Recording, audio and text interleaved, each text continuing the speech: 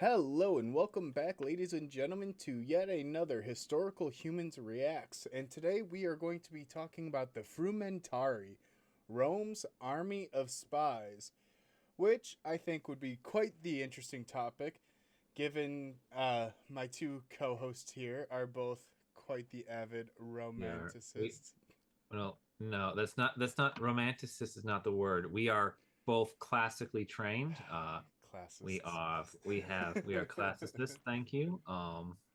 Classical archaeology. So frumentari, um, basically comes from the Latin word for grain, and it's they were couriers and grain suppliers for the Roman military when they were first formed. They had the important and often neglected logistical job of actually feeding your military. Which you think would have a lot more oversight and importance considering, as Yeah, they say, an army marches on its stomach. yeah.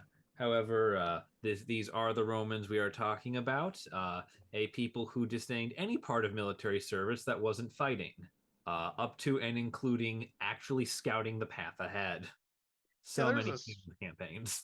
yeah, so funny enough, you would actually have later in the imperial period, you would have um I believe they might have been called uh explore oh god, I can it's not There's the speculatores, it's exploratores maybe. I don't know. There is the Frumentari are replaced under the Tetrarchy, if that's what you're thinking of. They're Well, replaced. oh no, I'm thinking like Trajan, Hadrian, that kind of like the peak of Yeah, imperial Rome. But essentially, there was a group that would go in first and like actually set up camps. So when the Romans got there, they could actually build a proper base of operations. They're the ones yeah, who built they and did paved it. the roads.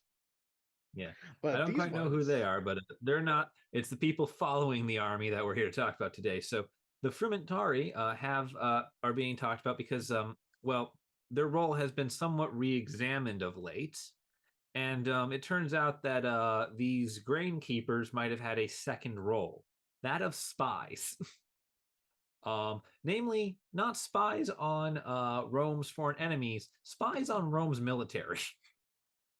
um, there is some texts from the first century BC all the way up through the reign of even Hadrian himself, where they are sort of mentioned as a general intelligence gathering apparatus for the central government in Rome. Uh, you know, people tend to talk around the guy giving them food, and kind of makes sense that that would be how the government makes sure that its military officers don't get too, militarist. I mean, it's not like that would ever become an issue, especially during the third century. Third century or the first century BC, when we have several civil wars and the first reference of the Frumentari being used as spies comes to us. I mean, who would ever do Yeah. that? Sulla, Caesar, everyone who isn't a Severin in the 200s. Pretty much I, every Roman emperor ever. But yeah, it's sort of it appears that they have sort of taken on a sort of secret police type role. The uh, the speculatores were who are Roman reconnaissance. Seems that they were sort of merged with the Frumentari at some point, and okay. thus the Frumentari became spycraft grain bearers, which is a really interesting combination.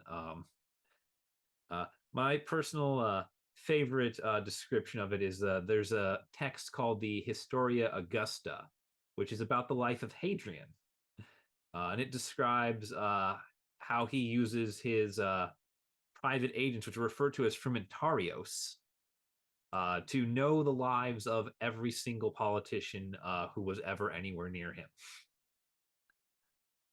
That's pretty intense, even for Hadrian, which is really funny considering Hadrian never spent that much time in Rome. No, but well, which would mean why he would need a good intelligence apparatus, seeing as how one, he's not where all the politicians are, so he can't keep an eye on him himself. 2, Hadrian is a deeply unpopular emperor in his time, as he is seen as, and rightly so, as non-aggressive, Hellenophile, which means loves Greek things, and gay, which is a trifecta of no for Roman masculinity. To be fair, it was that last part was mostly hated by his wife. Yeah, but still, again, His wife hated that he was gay. Yeah, yeah. Well, basically, if you're going to be a good Roman emperor, the trifecta is aggressively militant, loves Roman things and only Roman things, and does women like no tomorrow. Well, and the important aspect is he's doing the doing and not being the Receiving. done. Yeah. But the thing, I think it's also important, like the places that Hadrian went, since he's the traveling emperor, yeah, they loved him. But if you're a Roman, Roman, yeah. Well, let's yeah. see. If you're a Roman in Rome, you don't like him because he's never there, and also all those places he's visiting aren't Rome. But back to the Frumentarii here, which Hadrian apparently uses to very potent effect, at least according to the histories. I think the Historia Augusta is written after Hadrian's time, so it doesn't necessarily need to contain bias flattering the emperor, but I could be mistaken on that. The Frumentarii do have a fairly decent reign. They last about 400 years before they are, shall we say, removed. That's yeah. There comes the reign of a man named Diocletian at the end of the 3rd century, start of the 4th. Now, Diocletian's an interesting man because he has he's a man who's had enough of the Roman military running everything. And he likes civilian operated things. So he reforms the government into the tetrarchy so that there is essentially a sort of shared balance of power among various members of the Roman state and not just everyone fighting over the top of the hill. Part of this means that a lot of military jobs suddenly become civil bureaucratic jobs, and the Frumentarii are disbanded and replaced by the much less friendlier in name Agentes in Rebus, which is the emperor's agents in all things. Yeah, because rebus comes from race, which just means thing. Yeah. In rebus is literally just the way of saying in things, because you have to change the word for Latin because Latin is so much fun. It so is, guys. It's in all things, and it's the Imperial Courier Service, and it's like, yeah, agents in all things. We admit what we do now. Look, you guys were upset that we were being secretive with it, so now we're just being open with it. Yeah, it's like, and now you don't get food. We used to feed you and pretend we were normal. But yeah, that's the Frumentarii, I think. Oh God. Yeah. Oh yes. On that terrible bombshell, thank you guys for watching. If you enjoyed the video, subscribe, and be sure to check out the Humanitaire Collections. Yeah, Humanitaire Collections is our wonderful new web store where we sell LGBTQ art by LGBTQ artists for an LGBTQ charity, the Trevor Project, which focuses on suicide prevention among the youth. And so if you want to support a good cause, go down there, check out some of our stuff, and purchase it. And remember, buy things, buy food to spy on people.